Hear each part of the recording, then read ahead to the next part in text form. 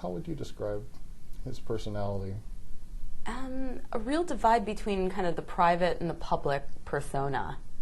I remember when I was studying about fascism and just kind of the personalities behind famous fascist dictators, and the first thing I thought was, oh God, that's Dad.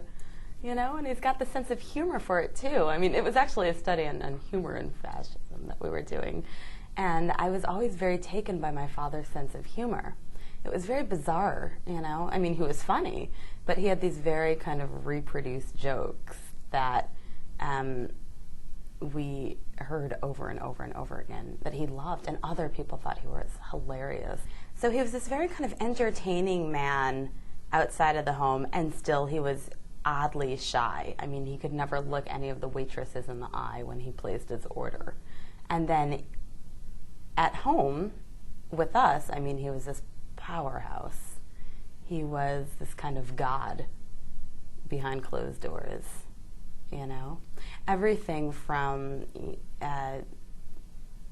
who borrowed a pen, you know, he'd call all three of us down, my mom, my sister, and myself, and we were all three children. And it was acknowledged that we're all on the same level, three children and my father, you know? So very powerful inside. No disrespect, but psycho control freak is what I was saying partway through the book, going, oh my God, he's nuts. He is a piece of work. I agree. I mean, I think he's definitely out there. I've met control freaks before, and I guess the thing is that it becomes a point where control is more important than even love. I wonder sometimes if it wasn't the control that he had over us, specifically over me, that he used to contain himself. I think he didn't know how to love us, and it wasn't something that came naturally to him. And I think specifically with me, as I got older, and he had a hard time watching me get older and kind of wanting more freedom and wanting out of the house. And I imagine it drove him crazy, which is what led him to, you know, control in the way that he did, in the manner that he did. But I think that it was something he used me as kind of like a focus or a target, or this person he hated that was disgusting, that was, you know, repellent to him, as a way of not coming, not maybe physically abusing me or doing something more drastic, you know, that it was through this kind of verbal ridicule that he gave himself a very systematic, methodical way of controlling. I mean, it was a game to him. You were the focus of abuse, but you were also pretty obviously his favorite. Yeah, no, I was definitely the chosen one. I would have happily done without that position. Early on, my mom used to say, God, you're like your father, you're like your father. And I used to go, is she nuts? Who could be like Dad, you know? But I think what we call his good traits, there are certain things that I did inherit that he has, a certain stubbornness. I think we both speak out for what we believe in.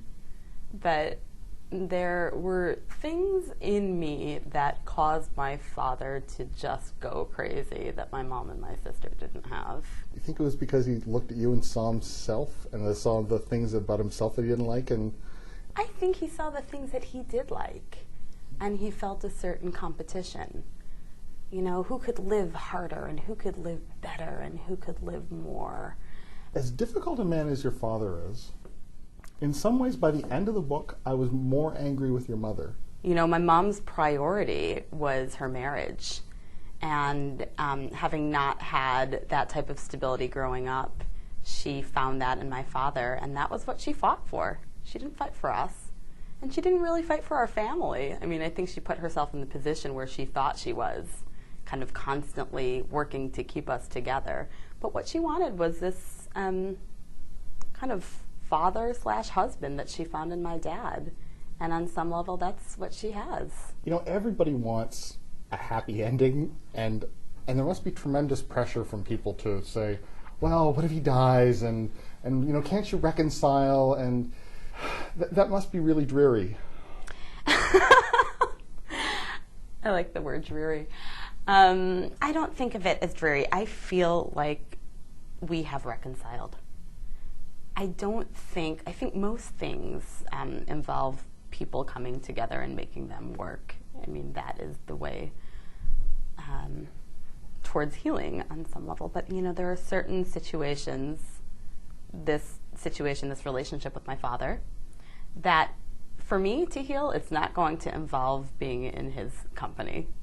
I feel like I'm doing a good job of that on my own, and in doing it, the anger that I felt, the confusion about him, is being healed.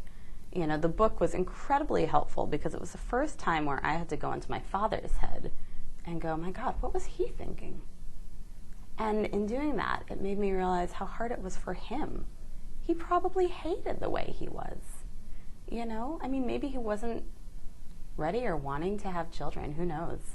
But I don't think any human being would want to be in the mind of my father. He could have made different choices. He could have sought help. He could have left us, but he didn't. And I think the best thing that could have happened was that I left him. And I think it gave him a certain amount of peace. I'm glad you made it out all right. Thank you. I'm impressed. Thank you. The book is House Rules. It's a memoir. I've been speaking with the author, Rachel Sontag, and House Rules, published by Bond Street Books, distributed in Canada by Random House.